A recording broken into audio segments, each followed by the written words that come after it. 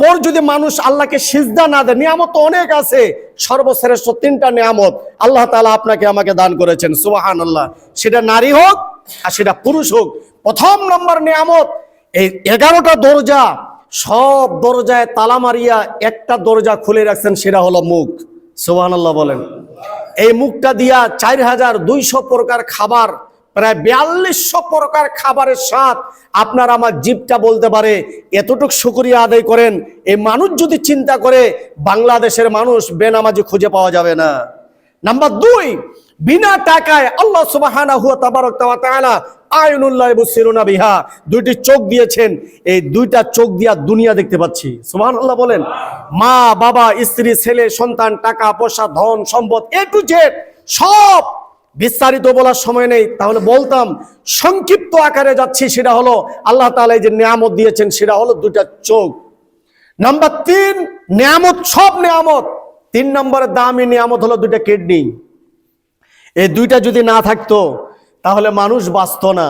আল্লাহ বলতেছেন, আমি কত রহমান, দয়ার সাগর, বান্দা বান্দি দুনিয়াতে থাকবে, একটা কিডনি যদি নষ্ট হয়ে যায় আরেকটা দিয়া চলতে পারবে। এই জন্য আমি আল্লাহ রিজার্ভ করে রেখেছি তোমার শরীরেই, সুবহানাল্লাহ বলবেন না? তাহলে বোঝা গেল আল্লাহ তাআলা বেশিয়া একটা করে রিজার্ভ রেখেছেন, একটা নষ্ট হবে আরেকটা দিয়া চলতে পারবে। আলহামদুলিল্লাহ। টেম্পুওয়ালা, অটোওয়ালা গাড়ি চালায়, এক্সট্রা একটা চাকা রেডি করে রাখে, কখন যে বাস্ট হবে, কোথায় দোকান, কোথায় ফাঁকা জায়গা, তখন ওইটা খুলিয়া ওইটা লাগায়। সুবহানাল্লাহ বলবেন না? আল্লাহ সুবহানাহু ওয়া তাআলা মানব রচিত রেলগাড়িতে একটা একটা করে বেশি আল্লাহ তাআলা সেট করে দিয়েছেন। আল্লাহ বলতেছেন, আমার নাম রহমান, আমার নাম রহিম। বলেন, আল্লাহর নাম কি? রহমান এবং রহিম। আল্লাহ দয়ালু, অতীব দয়ালু, অতীব মেহেরবান। আল্লাহ বলতেছে, ফাবিআইয়ি আলা রাব্বিকুমা তুকাযযিবান, আমার কোন কোন নিয়ামতকে তোমরা অস্বীকার করবে। সুবহানাল্লাহ বলবেন না?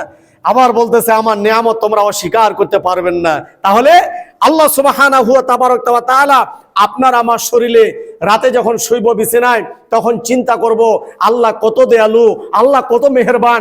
নিঃস্বার্থে, বিনা স্বার্থে, কোনো স্বার্থ চায় না, বিনা টাকায় আল্লাহ সুবহানাহু ওয়া তাআলা ব্যাংকিং ব্যবস্থা করে দিয়েছেন। জোড়ায় জোড়ায় জোড়ায় জোড়ায় আল্লাহ সেট করেছেন। আরো দেখেন না কত নিয়ামত। আপনার যদি পা ভেঙে যায় তাহলে আপনার রানের মাংস কাটিয়ে নিয়ে জোড়া দেয়। তার বাস্তব প্রমাণ এই যে আমার হাত দেখেন, রানের মাংস কাটিয়ে নিয়ে হাতে জোড়া দিয়ে দিল, হাত ভালো হয়ে গেল। রানের মাংস, তাড়িয়ার মাংস কাটিয়ে নিয়ে এই যে হাতে জোড়া দিয়েছে, হাত ক্লিয়ার, বোঝা যায় না। অ্যাক্সিডেন্ট হলাম, বলল কোনো প্রবলেম নাই, কারো মাংস দিতে হবে না। ডাক্তার বলল যে উপায় একটা, সেটা হলো রুগীর তাড়িয়ার মাংস, রানের মাংস কাটিয়া আবার হাতের মধ্যে জোড়া দিতে হবে, আল্লাহর কুদরতে জাম হয়ে যাবে। সুবহানাল্লাহ ব্যবস্থা।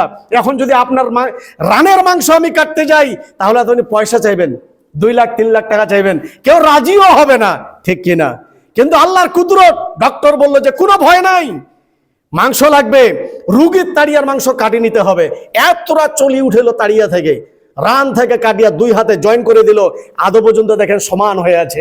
সুবহানাল্লাহ বলার ইচ্ছা হবে না? বানোয়াট কোনো কথা না। আল্লাহ বলছেন, এই কুদরত তোমরা কোনো রাজা বাদশা কেউ দেয় না, আমি আল্লাহ দেই। সুবহানাল্লাহ বলেন, আমি আল্লাহ দেই, আমার নিয়ামতের শুকরিয়া আদায় করো। সবাই বলো আলহামদুলিল্লাহ। ওয়া আখিরু দাওয়াহুম আনিল হামদুলিল্লাহি রাব্বিল